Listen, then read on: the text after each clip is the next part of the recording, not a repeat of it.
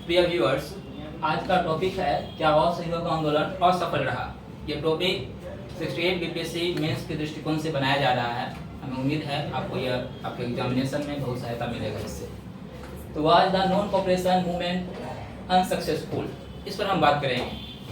हम थोड़ा सा जान लेते हैं कि असहयोग आंदोलन का बैकग्राउंड क्या है, इसका बैकग्राउंड कैसे तैयार हुआ है।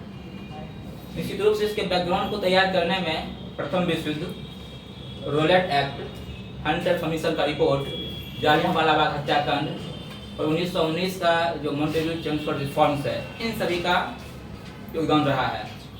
इनके द्वारा जो गतिविधियां, इनके द्वारा जो लाया गया था प्रोविजंस, इनके प्रोविजंस ने असहयोग आंदोलन का बैकग्राउंड को तैयार किया। तो असहयोग क्या है, थोड़ा सा इसको हम समझते हैं, उसके बाद हम क्वेश्चन पर आ जाएंगे। असहयोग का मतलब यह है कि ब्रिटिश के साथ सहयोग नहीं करना, ब्रिटिश के साथ नॉन कोऑपरेट करना, ब्रिटिश के साथ कोऑपरेट नहीं करना, ये असहयोग है।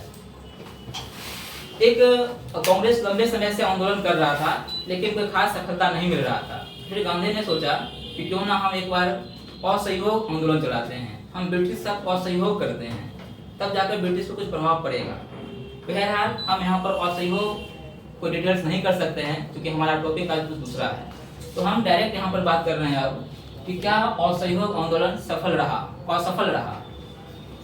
देखिए, एक तो है कि असहयोग अपने टारगेट को अचीव नहीं कर पाया, ये सही बात है कि असहयोग को जो टारगेट था, असहयोग को जो करना था, वो असहयोग अपने टारगेट अचीव नहीं किया। लेकिन उसके बावजूद भी एक बहुत बड़ा अचीवमेंट है इस आंदोलन का।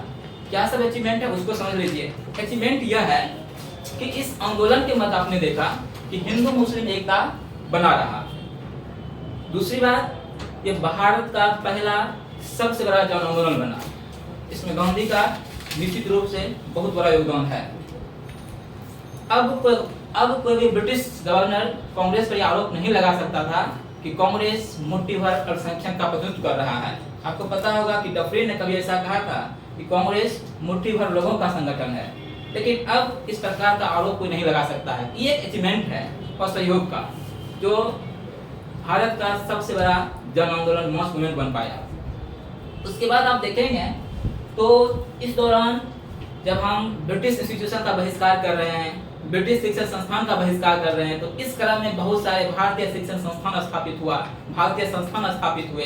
तो निश्चित रूप से राष्ट्रीय शिक्षण संस्थान की स्थापना हुआ, राष्ट्रीय शिक्षण संस्थान का विकास हुआ। अचीवमेंट ये है।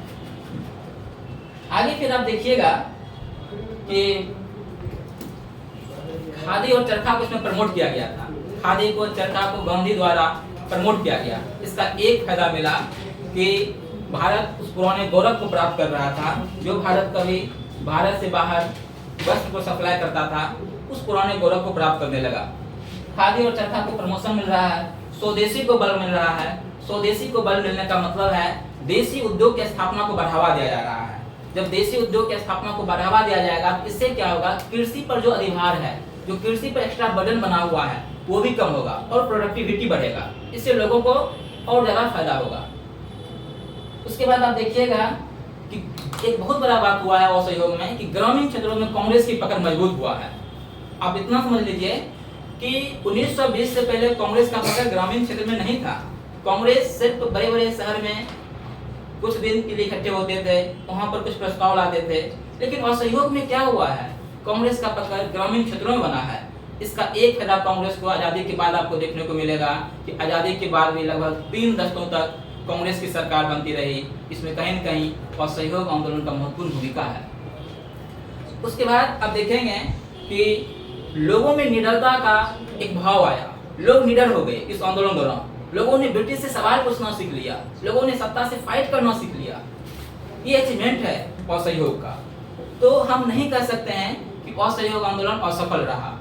ये सही है कि असहयोग आंदोलन जिस मुद्दे को लेकर शुरू हुआ था, जिस स्वराज को लेकर शुरू हुआ था, स्वराज के मुद्दे पर, उस टारगेट को अचीव नहीं कर पाया, लेकिन उसके बाद असहयोग का बहुत बड़ा अचीवमेंट है।